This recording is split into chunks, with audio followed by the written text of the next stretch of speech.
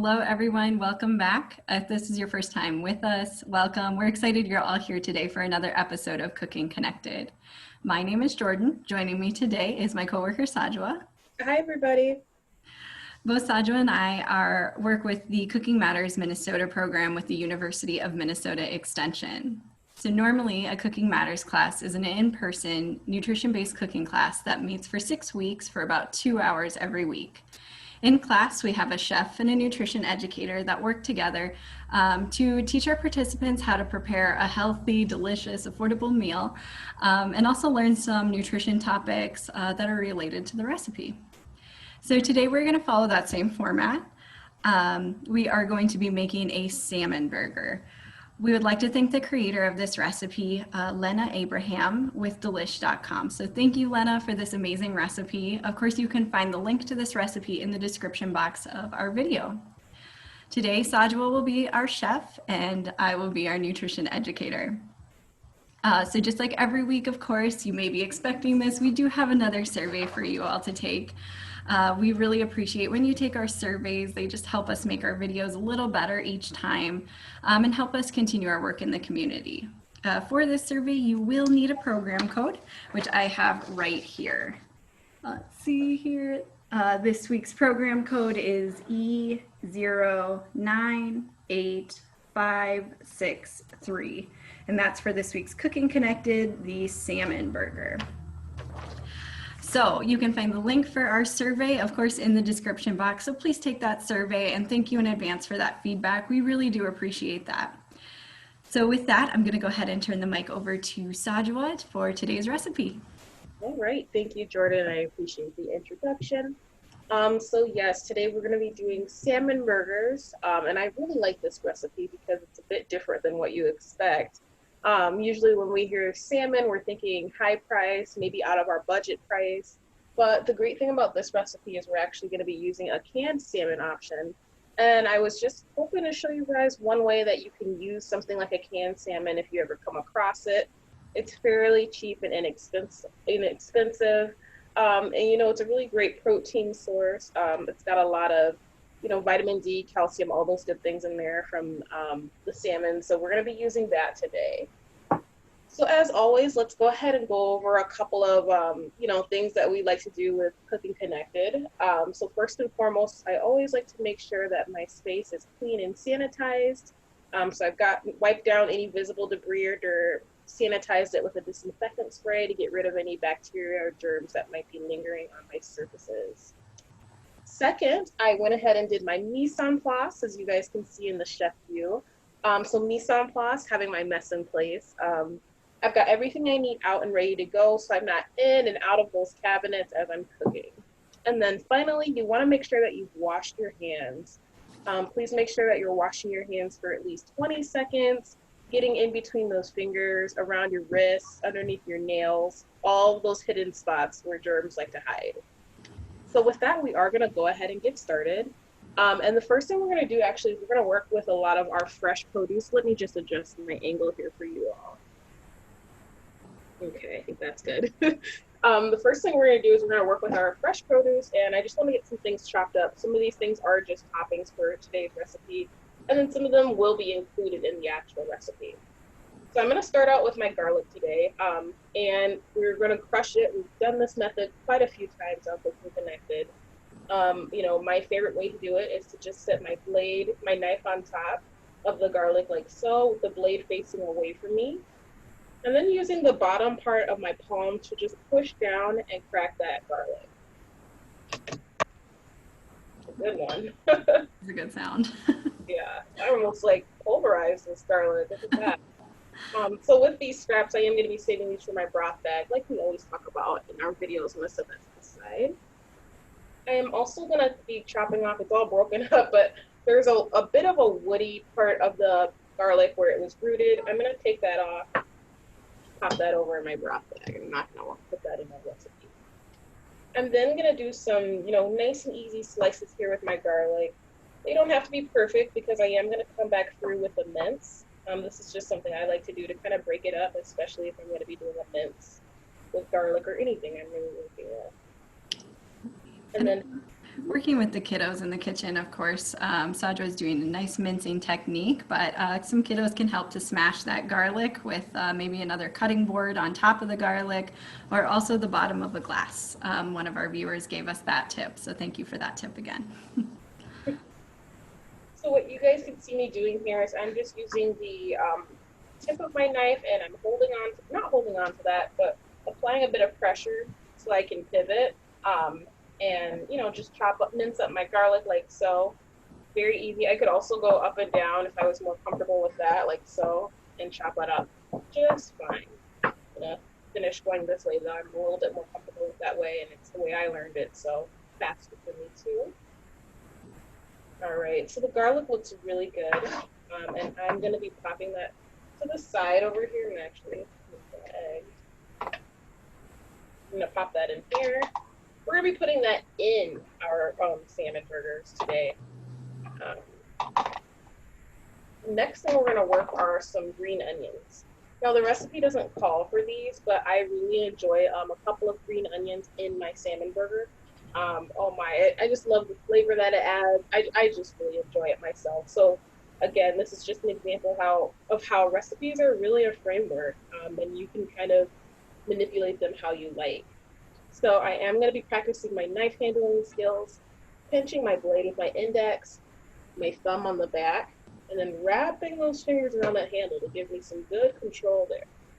And I'm just going to do some slices of my green onion. I don't want them too big, but just comfortable.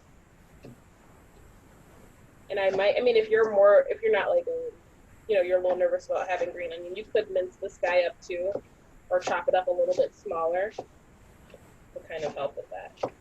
And I do like to use, I like to go all the way down with my green onion. I find that the top, where it's darker green, is a bit more mild. And then the bottom, where it gets to be closer to white, is a bit stronger in flavor. I don't go all the way down to the root, but I do get pretty close. I like to make the most out of my green onion, and I enjoy an onion flavor. But if you don't want a strong onion flavor, you could just stop at the darker part. So these guys, I am going to save for my broth bag. But just another note, if you were to leave a little bit more space, you could actually put them in a cup of water and they'll re-sprout more green onions for you. So that's one way to kind of reuse your veggies in the kitchen.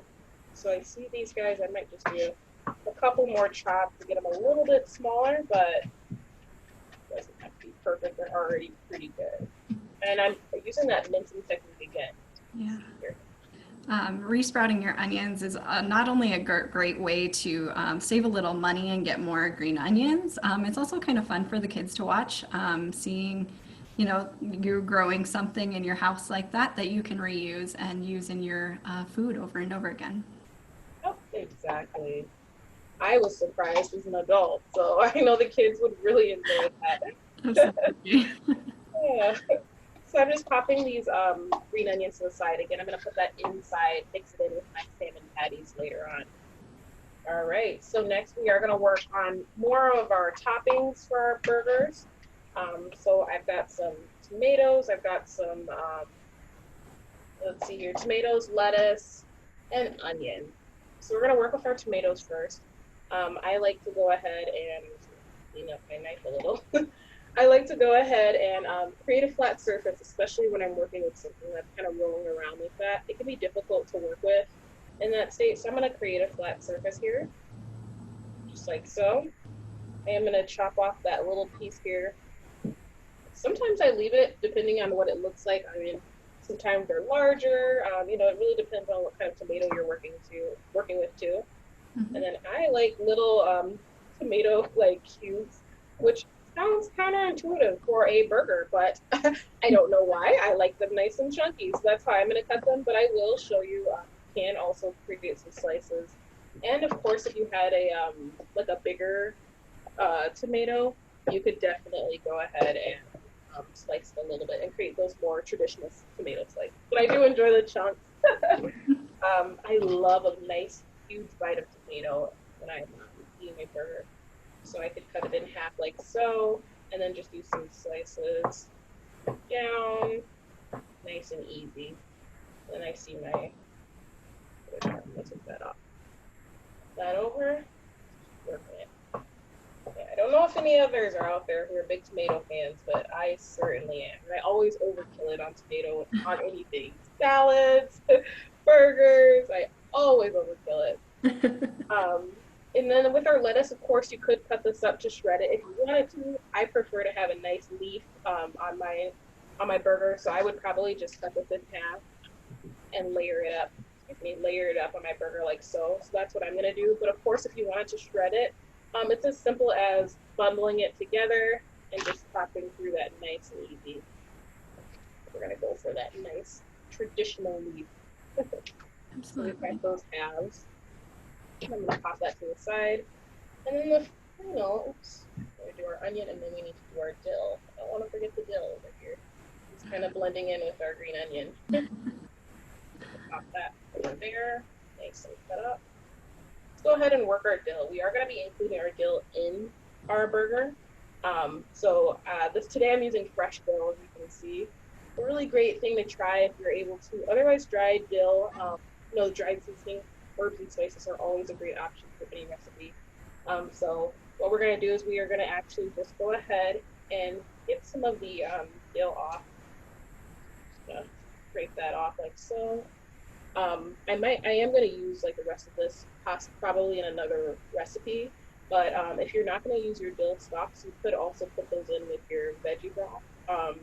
I probably wouldn't recommend like filling your broth bag up with them, but a few won't, break it. But I am going to say this because I still have some dill on there that I want to keep. Okay. All right, so I'm just going to gather my dill together in a nice tidy pile. I'm going to be kind of doing a little bit of that mincing again, but first I'm going to just do some slices through. Got my nice tidy pile, and I'm going to hit that mince.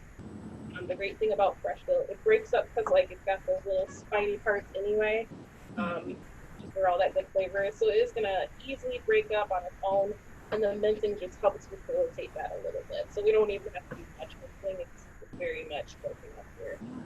And as Sajwa was saying, of course, you can use dried dill in this recipe as a substitution if you can't find fresh dill. Sometimes fresh dill in the store can be a little expensive. In those clam shells, they tend to be a little more expensive.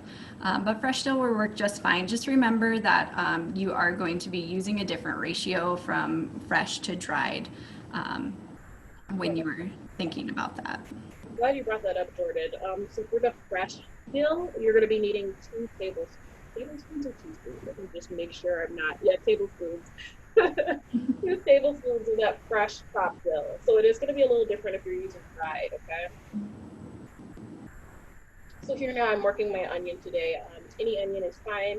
I'm just peeling off that first layer, and I do like to peel off that second layer, especially when I'm working with the red one, so I get to the real true onion under there. I don't know if you guys can tell the difference in color. I'm going to peel that really quick, if I can. Sometimes cutting it in half first and moving on to that step can help get through it. Just FYI. Alright, and we're going to chop our onion. We're going to do some, I want to do some nice like onion slices today for my burger. So we're not going to be dicing. I know we normally do a lot of dicing with connected, especially with our onions, but today I'm going to be doing some slices. I'm saving this for my broth bag. And that over there. What I'm going to do is I'm going to cut my onion in half in such a way that each half of my onion has both the north and south pole. I like to call the south pole that fuzzy bottom part, and the north pole this top part where the root is. I'm just going to face that down, and what I'm going to do is I'm going to go ahead and chop off part of that north pole, the top part, and put that in my broth bag. I'm going to follow those natural grooves here in the onion, and I'm just going to go down. Or you could also just go down like so as well. Either work.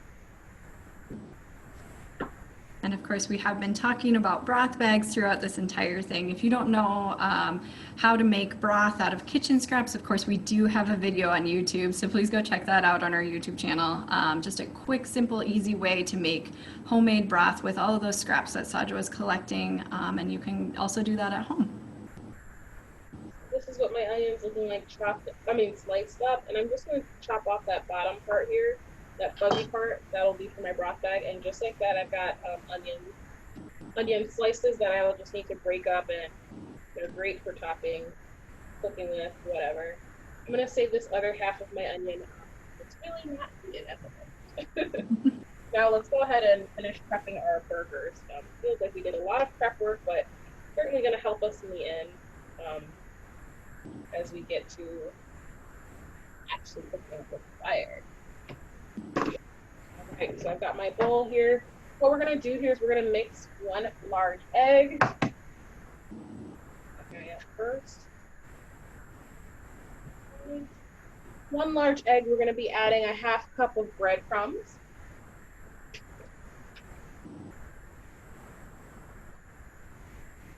And then we're also gonna need to add all those ingredients that we had chopped up previously are going inside of our salmon burgers.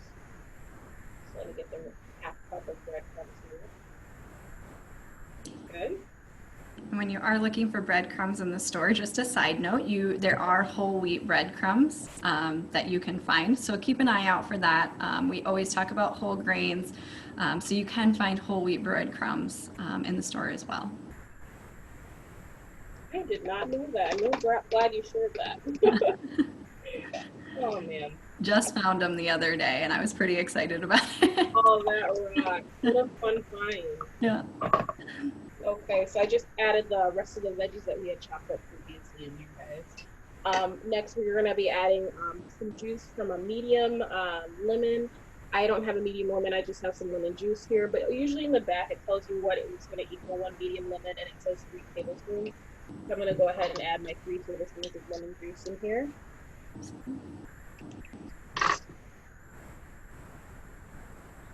I really love this recipe because it seems like we're just adding so many different vegetables to the top, so it's a really great way to get our vegetables in, and we're also having that protein, and then in addition the bun is going to be our grain, so we're really hitting all of that my plate in this recipe already. We're going to add 1 teaspoon of Worcestershire sauce. I can never pronounce this one. How do you say it, Jordan? I always say Worcestershire. Worcestershire. The S-T-E-R in the middle there, man, it throws me. Okay. I've heard people say it differently, though. Hopefully I'm not the only one. But you know what? If you can't pronounce it, guys, don't be embarrassed. We only want it for the flavor. As long as you can recognize it, am I right? Oh, so I just went ahead and added my 1 teaspoon of that in there. We are going to be adding 1 tablespoon of some Dijon mustard. I mean, and you know, the great thing is I just love how we layer up on all these different flavors and seasonings to really add value to our burgers. I mean, you think salmon burgers, oh, what would that taste like? Is that going to be flavorful? But the reality is, yes. Yes, it is. We do need that half teaspoon of red pepper flakes. This would be optional if you're not a spicy person, maybe you can't handle that, and that's totally fair. I personally enjoy red pepper flakes, so as you can see, a couple extras got in there, and I'm not complaining. I love spice, so I'm going to let them slip in. So we've got that going, and then let's see if I'm missing anything. We've got our, and then finally, hey, the star of the show, you guys, is salmon. So we're adding that 1 can of pink salmon or any kind of salmon that you have on hand. We're just going to give this a nice mix here. Grab my spoon. And just a reminder, if you've never worked with canned salmon before, there are bones in the salmon. Don't be afraid of that. They are really great to add into these recipes because they add a lot of extra calcium. And they actually do kind of meld into the recipe once we cook it. So don't be afraid. If you feel more comfortable taking them out, of course you can. But I'd encourage you to just try it the first time, leaving those bones in. They might feel a little funny the first time, but you know, like I said, you're getting a little more calcium and a little more bang for your buck with the canned salmon. I can also say, like, especially in these burgers, you know, I grew up my mom always made us salmon burgers. It was such a fun treat. Yeah. But I can definitely say that when you do have, like, the canned salmon and the bones in a burger form, you hardly notice it. Mhm. And, the canning process makes the bones so, soft and easy to break up. A couple of them have broken up from me just stirring it in this bowl. I saw a few and they just kind of broke apart very easy. So just keep that in mind. And then finally, I am going to add a bit of black pepper. Our recipe doesn't give us a specific amount, so I'm assuming you can have seasoned to taste. I, am usually very generous with my black pepper, but with my salt, I'm just going to do a dash. Oh, there it is. Just a dash there. And we're going to mix that in. And now let's turn on our stove. Oh, excuse me. I also wanted to add my oil in. I'm sorry, I forgot to mention that. We are going to be needing to add our oil, just 1 tablespoon of vegetable oil will work. I do add some into my burger to prevent, any scalding on the outside. I find that to be helpful. But we are also going to coat our skillet with some oil as well. All right. Now this is going to form about 3 to 4 patties. I'm going to turn my skillet on while I form my patties so it'll be nice and hot. This is going to form about 3 to 4 patties. So very easy and quick. I'm going to do a drizzle here of my oil so that can get heated. Make sure that's spread nice. And then we're going to form our patties because we want those to be ready to go. All right, 3 to 4 patties. So what I'm going to do is I like to just kind of even out my mixture in my bowl to the best of your ability, of course. Then divide that in half to make sure that I'm getting pretty even salmon patties. And I'm going to just do that while we wait on our skillet to heat up. Absolutely. Yeah. And Sajwa has added, she was adding those red pepper flakes. I'm sure you can add some other seasonings to this. If I was making it, of course, I would add more garlic powder. Love that garlic. And of course, there are other seasonings, but that dill would absolutely be phenomenal in there. So I'm looking forward to trying this recipe. And I do just use my hands here to create my patties, just kind of form them. Absolutely. So we'll have a little time to talk a little more about nutrition later, hopefully. But of course, today our star of the show is salmon, which is an amazing protein source. But in addition to that protein, this fatty fish contains something called omega-3s. And this is really beautiful to have, of course, in our diet. So I'm sure many of you have heard all of the health claims for omega-3 fatty acids. Some research suggests that they may help with preventing heart disease, as well as some diseases of the eye and brain, and may also relieve symptoms of rheumatoid arthritis. So there's a lot of different possible functions of omega-3 fatty acids. The 3 main ones that I'm going to talk about today are ALA, DHA, and EPA. And these, like I said, are all omega-3 fatty acids. ALA is an essential fatty acid, and basically all that means is that we cannot create it in the body, so we have to consume it. Once we consume ALA, it is actually converted in our body to the other 2 fatty acids that I was talking about, DHA and EPA. ALA is found in primarily plant oils, so think like flaxseed or canola oil, and DHA and EPA are found in fish and seafood. So we're getting some DHA and EPA, which are omega-3 fatty acids in this salmon, which is really great to include in our diet. They're really important in our diet because these fatty acids are major components of like our cell membranes, as well as they have many functions in the heart, lungs, blood vessels, and the immune system. So they're really important all over our body. So it's really important to get them in our diet. Dietary guidelines recommend that we eat at least 1 8-ounce portion of seafood per week to try to help us get all of these different functions. And we will talk a little bit more after Sajwa tells us what's going on about how to pick out some reasonable options. Okay, so I just went ahead and formed my patties. I'm gonna let them cook. It takes about 4 to 5 minutes. I'll adjust my view here for you guys. It takes about 4 to 5 minutes for these guys to be cooked. So I like to cook them a little bit on each side and then cook them a little bit on one side and then flip it over. So that's what we're just gonna be doing here for a moment. You can certainly continue telling us more about that awesome omega fatty acids that we need to be including into our diet.